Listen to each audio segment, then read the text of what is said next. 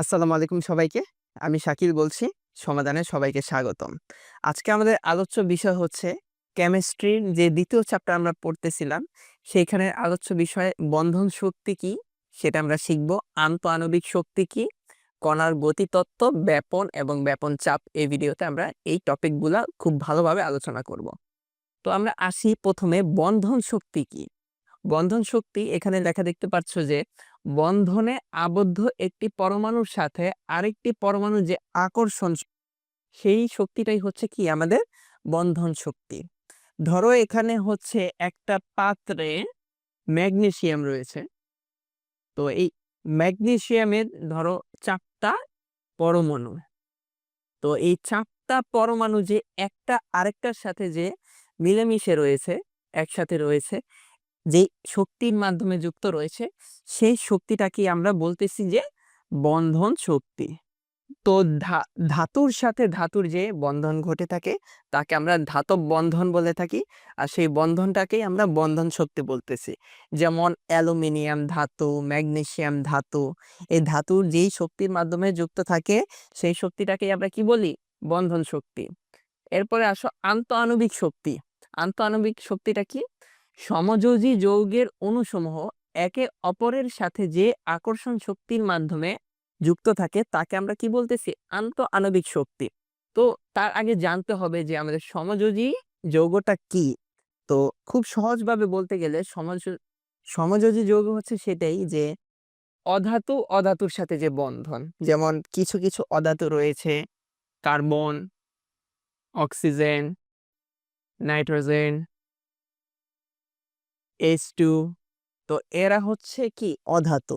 যেমন একটা আমরা বন্ধন শক্তি দেখতে পারি পানি, H2O। তো এই পানিটা কিভাবে থাকে? এভাবে হাইড্রোজেন,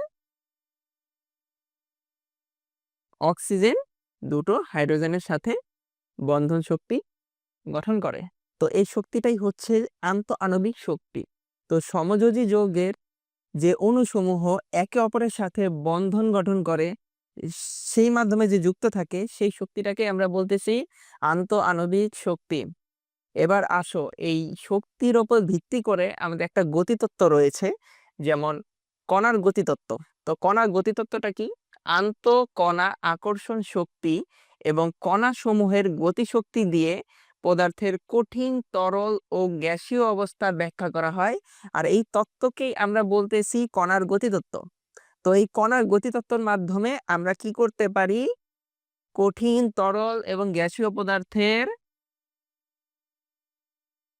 শক্তি বিবেচনা করতে পারি। যেমন আসো এখানে দেখো, এখানে একটা বক্সের মধ্যে একটা ধরো ম্যাগনেসিয়াম রয়েছে। তো একে যখন আমি মোম দিয়ে তাপ প্রয়োগ করলাম তখন এটা কি হলো? তরল হলো, লিকুইড হলো। পরবর্তীতে আরো তাপ প্রয়োগ করলে এটা কি বাষ্প হলো, গ্যাসীয় অবস্থা। এটা হচ্ছে গ্যাসীয় অবস্থা, এটা হচ্ছে কি তরল অবস্থা, আর এটা হচ্ছে কঠিন অবস্থা। তো এই ক্ষেত্রে কঠিন অবস্থার ক্ষেত্রে আমার পরমাণুগুলা কিভাবে আছে? একটা একটার সাথে খুব কাছাকাছি আছে, একটা একটার সাথে লেগে আছে। আর যখন তরল ছিল তখন কিরকম ছিল?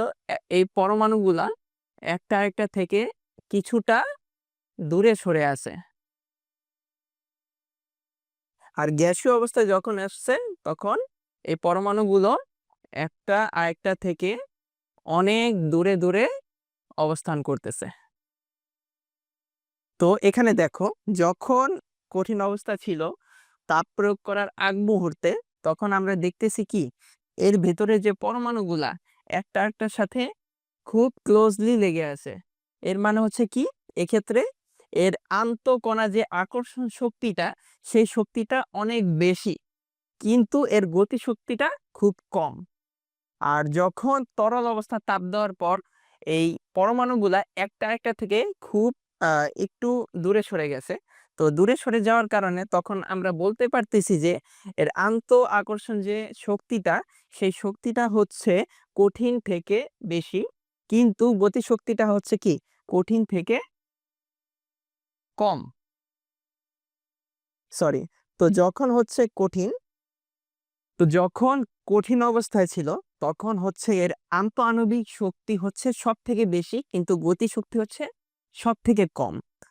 কিন্তু পরবর্তীতে যখন আমি তাপ দিলাম তখন তরল অবস্থা হলো। তরল অবস্থায় একটা একটা থেকে একটু বিচ্ছিন্ন অবস্থায় আছে। তো সেজন্য আমি বলব যে এখানের কঠিন থেকে আণবিক শক্তি যে সেটা হচ্ছে কম, কিন্তু গতিশক্তি কঠিন থেকেও তরল অবস্থায় কিছুটা বেশি। পরবর্তীতে যখন আরো তাপ দিলাম, যখন গ্যাসীয় অবস্থায় রূপান্তরিত হলো, তখন অণুগুলা একটা আরেকটা থেকে অনেক বিচ্ছিন্ন অবস্থায় সরে গেল। তো সেক্ষেত্রে এই পরমাণুগুলার ক্ষেত্রে আমি বলব যে গ্যাসীয় অবস্থায় গতিশক্তি সবথেকে বেশি। গতিশক্তি কখন বেশি হয়? যখন পরমাণুগুলা একটা একটা থেকে অতিরিক্ত বিচ্ছিন্ন অবস্থায় ছোটাছুটি করতে পারে। তো গ্যাসীয় অবস্থায় অণুগুলা তোমার ছোটাছুটি বেশি করতে পারে, কিন্তু তরল অবস্থায় খুব কম করতে পারে। আর কঠিন অবস্থায় অণুগুলা কি একটা একটা থেকে ছোটাছুটি কম করতে পারে না। তো সেজন্য বলব যে গ্যাসীয় অবস্থায় যে অণুগুলা রয়েছে সেগুলা হচ্ছে সবথেকে আন্তঃআণবিক শক্তি কম, কিন্তু গতিশক্তি সবথেকে বেশি।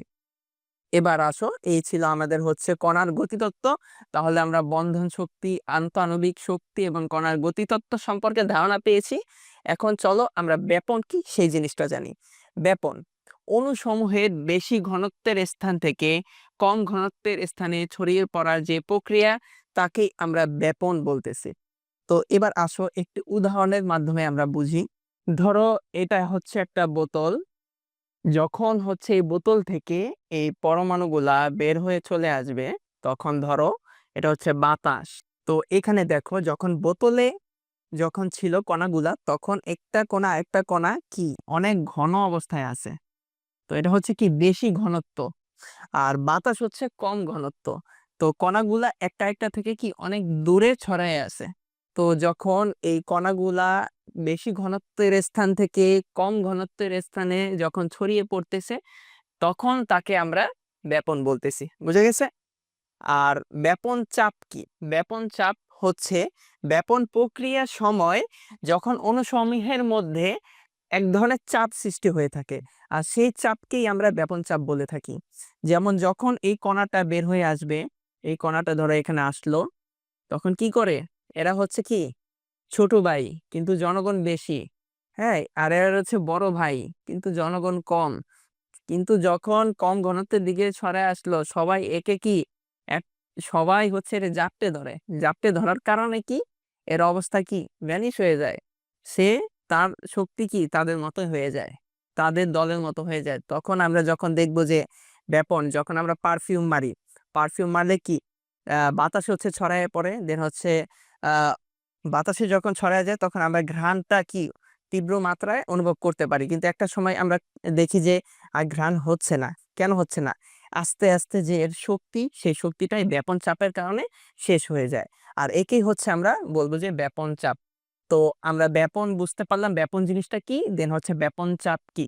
তো এই ছিল আমাদের আজকের টপিক। পরবর্তী ক্লাসে আমরা নেক্সট টপিক সম্পর্কে আলোচনা করব। তো আজকে এই পর্যন্তই। দেখা হবে নেক্সট ভিডিওতে। ধন্যবাদ সবাইকে।